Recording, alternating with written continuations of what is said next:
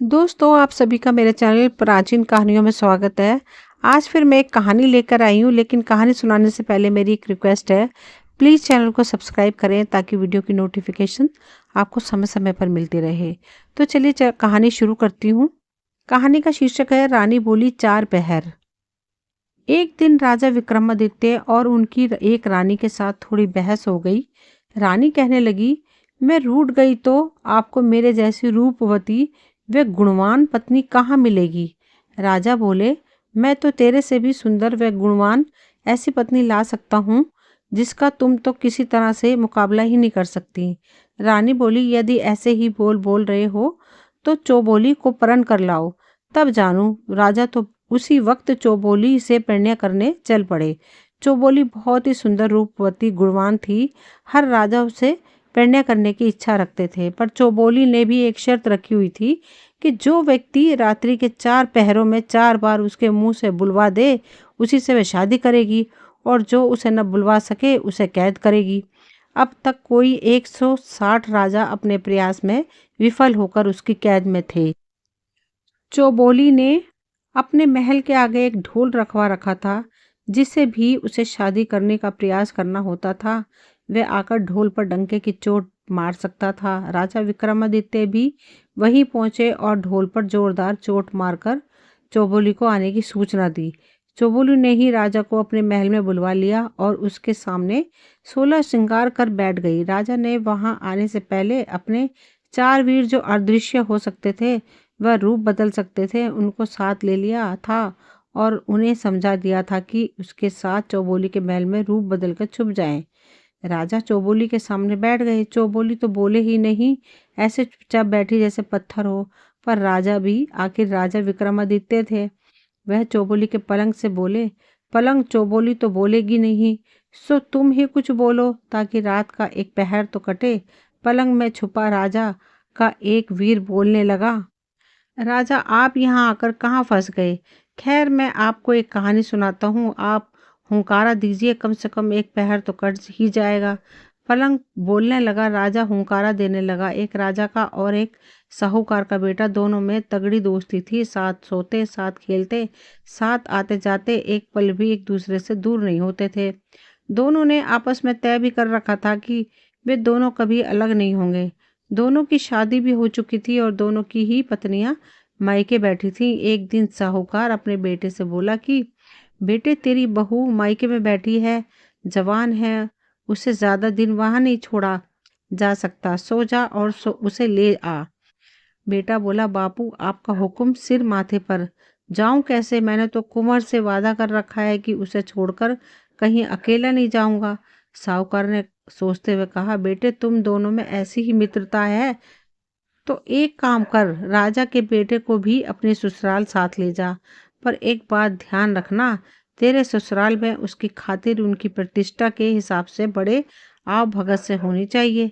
आखिर दोनों मित्र साहूकार के बेटे की ससुराल चल दिए। रास्ते में राजा का बेटा तो बड़ी मस्ती से वह मजाक करता चला जा रहा था और साहूकार का बेटा बड़ी चिंता में चल रहा था। पता नहीं ससुराल वाले कुंवर की कैसी खातिर करेंगे, यदि कोई कमी रह गई तो कुंवर क्या सोचेगा। आदि आदि चलते चलते रास्ते में एक देवी का मंदिर आया, जिसके बारे में ऐसी मान्यता थी कि वहां देवी के आगे जो मनोरथ मांगेगा वो पूरा हो जाएगा। कोड़ियों की कोड़ मिट जाती है, पुत्रहीनों को पुत्र मिल जाते हैं। साहूकार के बेटे ने भी देवी के आगे जाकर प्रार्थना की, हे देवी माँ, ससुराल में मेरे मित्र की खातिर व आदर सत्कार वैसा ही हो जैसे मैंने मन में सोच रखा है। यदि मेरे मन की ये मुराद पूरी हुई तो वापस आते वक्त मैं अपना मस्तक काटकर आपके चरणों में अर्पित कर दूंगा। ऐसी मनोकामना कर वह अपने मित्र के साथ आगे बढ़ गया और ससुराल पहुंच गया। ससुराल वाले बहुत बड़े साहूकार थे। उनकी कई शहरों में कई दुकानें थी, विदेश में भी वे व्यापार करते थे। इसके लिए उनके पास अपने जहाज थे। पैसे वाले तो थे ही, साथ ही दिलदार भी थे। उन्होंने अपने दामाद के साथ आए राजा के कुंवर को देखकर ऐसी मान मनुहार व आदर सत्कार किया कि उसे देखकर राजा का कुंवर बहुत भौचक्का रह गया। ऐसा सत्कार तो उसने कभी देखा ही नहीं था। दोनों 10 दिन वहां रहे। इसके बाद साहूकार के बेटे की वधू को लेकर वापस चले। रास्ते में राजा का बेटा तो वहां किए आधार सत्याकार की प्रशंसा ही करता रहा। साहूकार के बेटे ने जो मनोरथ किया था वो पूरा हो गया। रास्ते में देवी का मंदिर आया तो साहूकार का बेटा रुका, बोला आप चलें, मैं दर्शन करके आता हूँ। राजा का बेटा बोला मैं भी चलूं, दोनों साथ साथ दर्शन कर लेंगे। साहूकार का बेटा बोला नहीं, मैंने अकेले में दर्शन करने की मन्नत मांगी है, इसलिए आप रुकिए। साहूकार का बेटा मंदिर में गया और अपना सिर काटकर देवी के चरणों में चढ़ा दिया।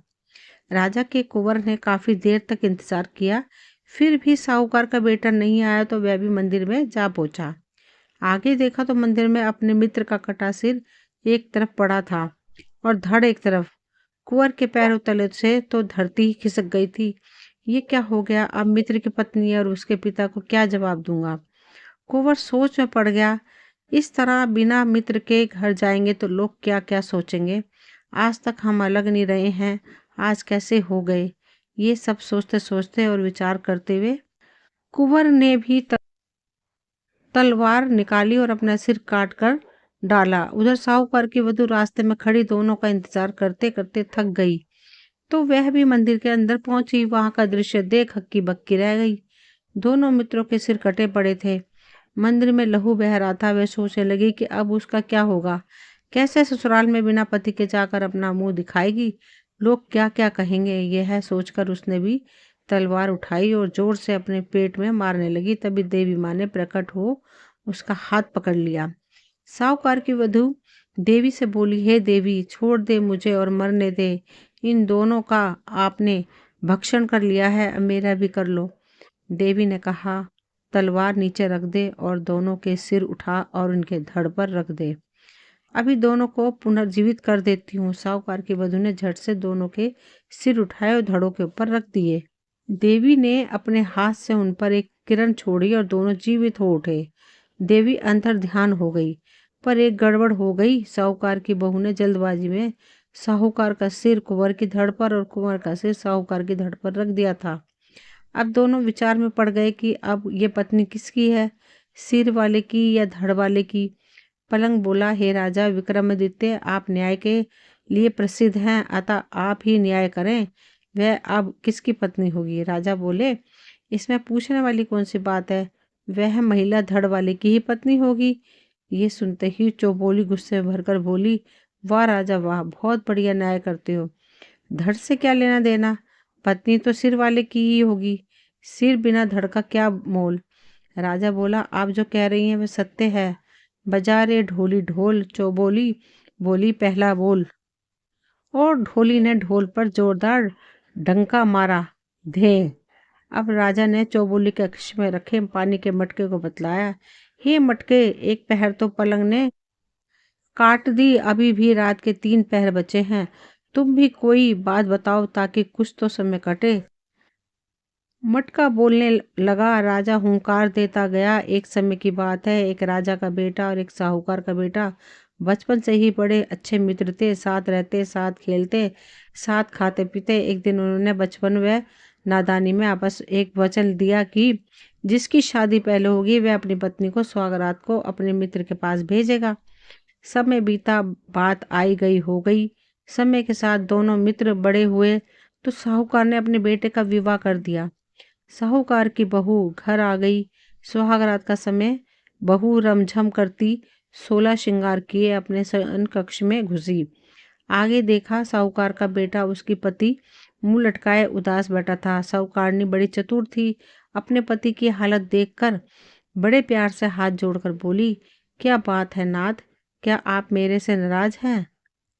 क्या मैं आपको पसंद नहीं हूँ, या मेरे माँ बाप ने शादी में जो दिया वह आपको पसंद नहीं है? मैं जैसी भी हूँ आपकी सेवा में हाजिर हूँ। आपने मेरा हाथ थामा है, मेरी लाज बचाना अब आपके हाथ में है। साहूकार बोला, ऐसी बात नहीं है, मैं धर्म संकट में फंस गया हूँ। बचपन में नादानी के चलते अपने मित्र राजा के कुंवर से एक वचन कर लिए थे, जिसे ना निभा सका हूँ और ना तोड़ सकता हूँ। अब क्या करूँ समझ नहीं आ रहा, और ना ही वचन के बारे में बताना आ रहा। ऐसा क्या वचन दिया आपने, कृपया मुझे भी बताएं। यदि आपने कोई वचन दिया है तो उसे पूरा भी करेंगे, मैं भी आपका इसमें साथ दूंगी। साहूकार के पुत्र ने अपनी पत्नी को न चाहते हुए भी बचपन में किए वचन की कहानी सुनाई। पत्नी बोली, हे नाथ, चिंता ना करें, मुझे आज्ञा दीजिए, मैं आपका वचन भी निभा लूंगी और अपना धर्म भी बचा लूंगी। ऐसा कहकर पति से आज्ञा ले साहूकार की पत्नी 16 श्रृंगार किए कुंवर के महल की ओर चल पड़ी। रास्ते में उसे चोर मिले। उन्होंने गहनों से लदी साहूकार पत्नी को लूटने के इरादे से रोक लिया। साहूकारनी चोरों से बोली, अभी मुझे छोड़ दीजिए, मैं एक जरूरी कार्य से जा रही हूँ। वापस आकर सारे गहने जेवरात उतार कर आपको दे दूंगी, ये मेरा वादा है। पर अभी मुझे मत रोकिए, जाने दीजिए। चोर बोले, तेरा क्या भरोसा, जाने के बाद आए ही नहीं, और आए भी तो सिपाहियों के साथ आए। साहूकारनी बोली, मैं आपको वचन देती हूँ, मेरे पति ने एक वचन दिया था, उसे पूरा कर कर आ रही हूँ। आपको दिया वचन भी पूरा करने आऊंगी। चोरों ने आपस में सलाह की कि देखते हैं ये वचन पूरा करती है या नहीं। यदि नहीं भी आई तो कोई बात नहीं, एक दिन लूट का माल ना समझो नहीं मिला। साहूकारनी रमझम करती हुई कुंवर के महल की सीढ़ियां चढ़ गई। कुंवर पलंग पर अपने कक्ष में सो रहा था। साहूकारनी ने कुंवर के पैर का अंगूठा मरोड़ जगाया। जागो कुंवर सा। कुंवर चौंक कर जागा और देखा उसके कक्ष में इतनी रात गए एक सुंदर स्त्री 16 श्रृंगार किए खड़ी है। कुंवर को लगा वह सपना देख रहा है, इसलिए कुंवर ने बार बार आंखें मल कर देखा और बोला, हे देवी, तुम कौन हो, कहाँ से आई हो, और इस तरह इतनी रात रह गए, तुम्हारा यहाँ आने का प्रयोजन क्या है। साहूकार की पत्नी बोली, मैं आपके बचपन के मित्र साहूकार की पत्नी हूँ। आपके व आपके मित्र के बीच बचपन में तय हुआ था कि जिसकी शादी पहले होगी वह अपनी पत्नी को सुहागरात में अपने मित्र के पास भेजेगा। सो उसी वचन को निभाने हेतु आपके मित्र ने आज मुझे सुहाग रात्रि के समय आपके पास भेजा है। कुंवर को ये बात याद आते ही वह बहुत शर्मिंदा हुआ और अपने मित्र की पत्नी से बोला, हे देवी, मुझे माफ़ कर दीजिए, वो तो बालपने में नादानी में हुई बातें थीं। आप तो मेरे लिए माँ बहन समान है। कहकर कुंवर ने मित्र की पत्नी को बहन की तरह चुंदड़ी यानी ओढ़ना सिर पर उड़ाई और एक हीरो मोतियों से भरा थाल भेंट कर विदा किया। साहूकारनी वापस आई। चोर रास्ते में ही खड़े उसका इंतजार कर रहे थे। उसे देख आपस में चर्चा करने लगे। ये औरत है तो जबान की पक्की। साहूकारनी ने चोरों के पास आकर बोला, यह हीरो मोतियों से भरा थाल रख लीजिए, ये तुम्हारे भाग्य में ही लिखा था, और मैं अभी अपने गहने उतार कर भी आपको दे देती हूँ। कहकर साहूकारनी अपने एक एक कर सभी गहने उतारने लगी। चोरों को यह देख बड़ा आश्चर्य हुआ। ये पूछने लगे, पहले ये बता कि तुम कहाँ गई थी और ये हीरो भरा थाल तुझे किसने दिया। साहूकारनी ने पूरी बात विस्तार से चोरों को बताई। सुनकर चोरों के मुंह से निकला, धन्य है ऐसी औरत जो अपने पति का वचन निभाने कुंवर जी के पास चली गई, और धन्य है कुंवर जी जो ने अब उसकी मर्यादा की रक्षा व आदर करते हुए इसे अपनी बहन बना इतने महंगे हीरे भेंट किए। ऐसी चरित्रवान और धर्म पर चलने वाली औरत को तो हमें भी बहन मानना चाहिए। और चोरों ने भी उसे बहन मान उसका सारा धन लौटाते हुए उनके पास जो थोड़ा बहुत लूटा हुआ धन था उसे भेंट कर उसे सुरक्षित उसके घर तक पहुंचा दिया। अब मटकी राजा से बोली, हे राजा विक्रमादित्य, आपने बहुत बड़े बड़े न्याय किए हैं, अब बताइए इस मामले में किसकी भलमनसाहत बड़ी, चोरों की या कुंवर की। राजा बोला, यह तो साफ है कि कुंवर की भलमनसाहत ज्यादा बड़ी। इतना सुनते ही चौबोली को गुस्सा आ गया और वह गुस्से में राजा से बोली, अरे राजा, तेरी अकल कहाँ गई, क्या ऐसे ही न्याय करके तू लोकप्रिय हुआ है। सुन, इस मामले में चोर बड़े भले मानस निकले। जब साहूकारनी चोरों को वचन के मुताबिक इतना धन दे रही थी, फिर भी चोरों ने उसे बहन बनाकर पास में जो था वह भी दे दिया, इसलिए चोरों की भलमनसाहत ज्यादा बड़ी है। राजा बोला, चौबोली ने जो न्याय किया है वह खरा है, बजा रे ढोली ढोल। चौबोली बोली, दूजो बोल। और ढोली ने नगारे पर जोर से दो दे मारी, धें धें। अब राजा चौबोली के महल की खिड़की से बोला, 2 घड़ी रात तो कट गई, अब तुम ही कोई बात कह ताकि तीसरा पहर कट सके। खिड़की बोली, ठीक है राजा, आपका हुक्म सिर माथे में। आपको कहानी सुना रही हूँ, आप हुंकारा देते जाना। खिड़की बोली। राजा को कहानी सुनाने लगी। एक गांव में एक ब्राह्मण व एक साहूकार के बेटे के बीच बहुत गहरी मित्रता थी। जब वे जवान हुए, एक दिन ससुराल अपनी पत्नियों को लेने एक साथ रवाना हुए। कई दूर रास्ता काटने के बाद आगे दोनों के ससुराल के रास्ते अलग अलग हो गए। अतः अलग अलग रास्ता पकड़ने से पहले दोनों ने सलाह मशवरा किया कि वापसी में जो यहाँ पहले पहुँच जाए वो दूसरे का इंतज़ार करे। ऐसी सलाह कर दोनों ने अपने अपने ससुराल का रास्ता पकड़ा। साहूकार के बेटे के साथ एक नाई भी था। ससुराल पहुंचने पर साहूकार के साथ नाई को देखकर एक बुजुर्ग महिला ने अन्य महिलाओं को सलाह दी कि जवाई जी के साथ आए नाई को खातिर में कहीं कोई कमी न रह जाए, वरना ये हमारी बेटी के ससुराल में जाकर हमारी बहुत उल्टी सीधी बातें करेगा और इसकी बढ़िया खातिर करेंगे तो यह वहाँ जाकर हमारी तारीफ होकर पूरे गांव में पुल बांधेगा। इसलिए इसकी खातिर में कोई कमी नहीं होनी चाहिए। बस फिर क्या था, घर की बहू बेटियों ने बुढ़िया की बात को पकड़ नाई की पूरी खातिरदारी शुरू कर दी। वे अपने जवाई को पूछे या ना पूछे, पर नाई को हर काम में पहले पूछे। खाना खिलाना हो तो पहले नाई, बिस्तर लगाना हो तो पहले नाई के लगे। साहूकार का बेटा अपने ससुराल में मायूस और नाई उसे देख अपनी मूछें मरोड़े। यह देख मनी मन दुखी हो साहूकार के बेटे ने वापस जाने की जल्दी की।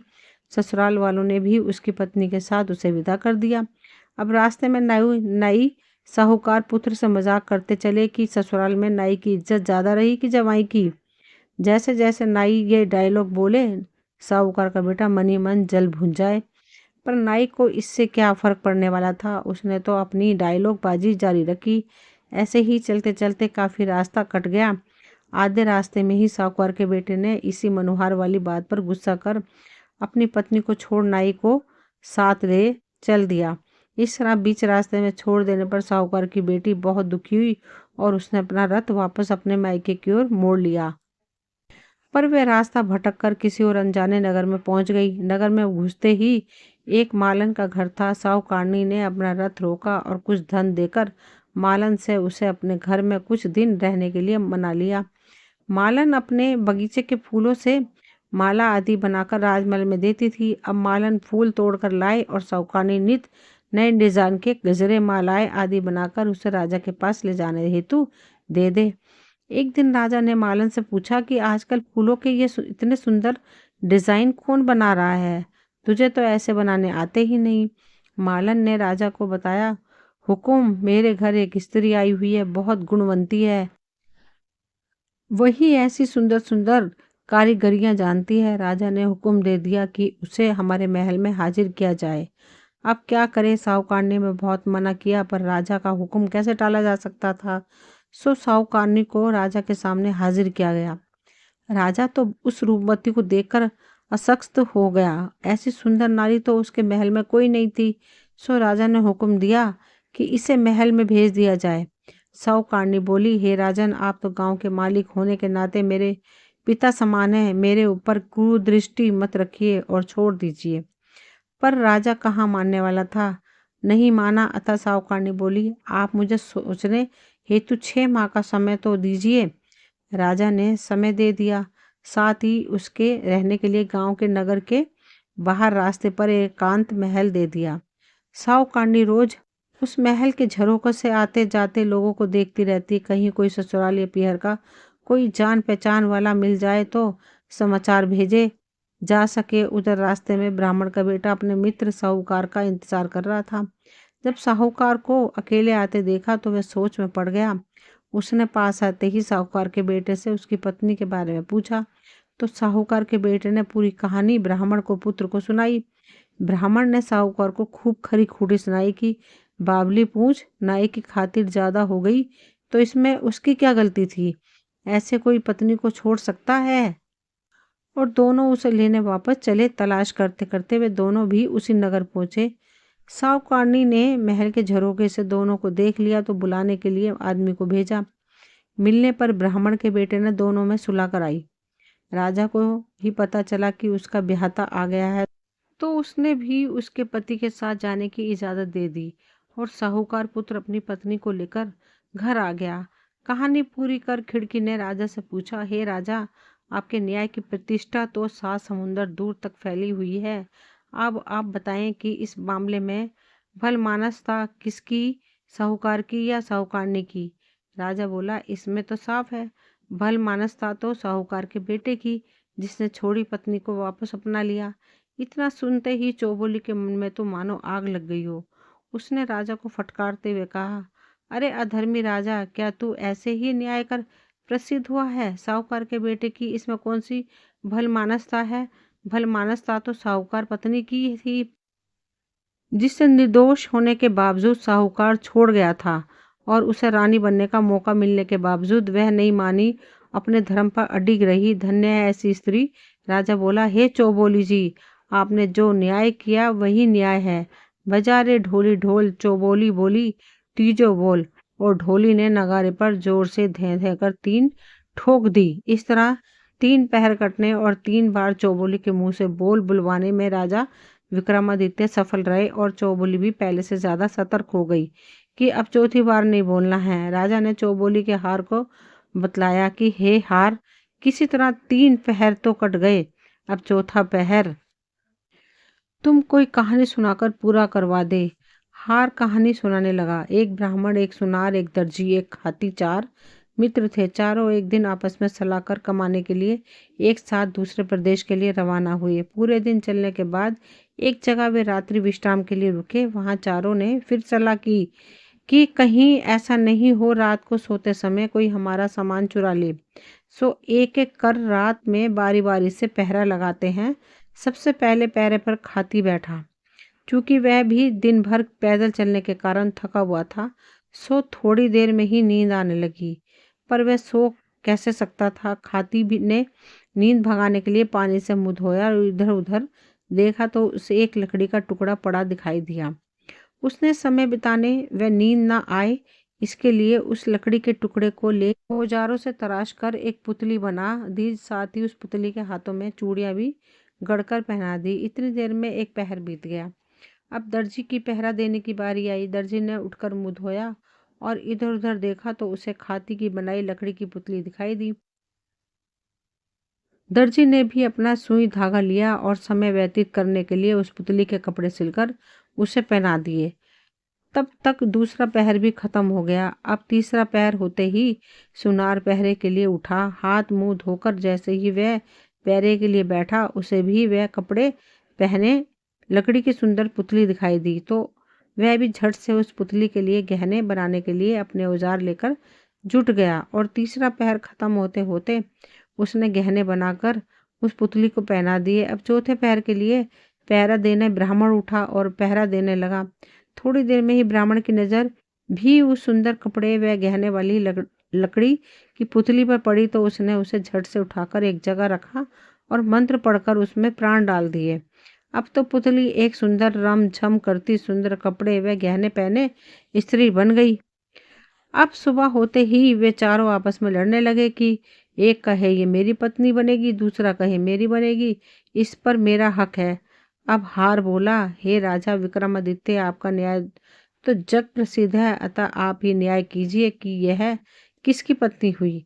राजा बोला, ये तो सीधी सी बात है। ब्राह्मण ने उस पुतली में प्राण डालकर उसे स्त्री बनाया, तो वह उसी की ही होगी ना। इतना सुनते ही चौबोली गुस्से में कड़क कर बोली, लानत है तेरे न्याय पर राजा। ब्राह्मण ने उस पुतली में प्राण डाले, मतलब उसे जन्म दिया, अतः वह उसका पिता हुआ। कोई भी स्त्री पत्नी तो उसकी होती है जो उसके हाथों में चूड़ियां पहनाता है। इस तरह तो वो स्त्री हाथी की पत्नी हुई, क्योंकि उसके हाथों में चूड़ियां उसी ने पहनाई थी।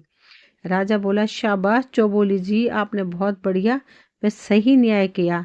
बजा रे ढोली ढोल, चौबोली बोली, चौथा बोल। सुनते ही ढोली ने जोर से 4 बार ढोल पर दे मारा। इस तरह चौबोली चारों पहरों में बोलकर हार गई और राजा विक्रमादित्य जीत गए। दोनों की शादी हो गई और चौबोली ने अपने बंदीगृह में बंद पहले हारे हुए राजाओं को आजाद कर उनको सम्मान सहित उनका राजपाट दे उन्हें विदा किया और खुद राजा विक्रमादित्य के साथ चल पड़ी। दोस्तों, ये कहानी कैसी लगी? ये कहानी यहीं तक थी। अगर कहानी आपको पसंद आई हो तो प्लीज़ कमेंट बॉक्स में ज़रूर बताइएगा और चैनल को सब्सक्राइब ज़रूर कीजिएगा। मिलते हैं अगली कहानी में। तब तक के लिए थैंक यू।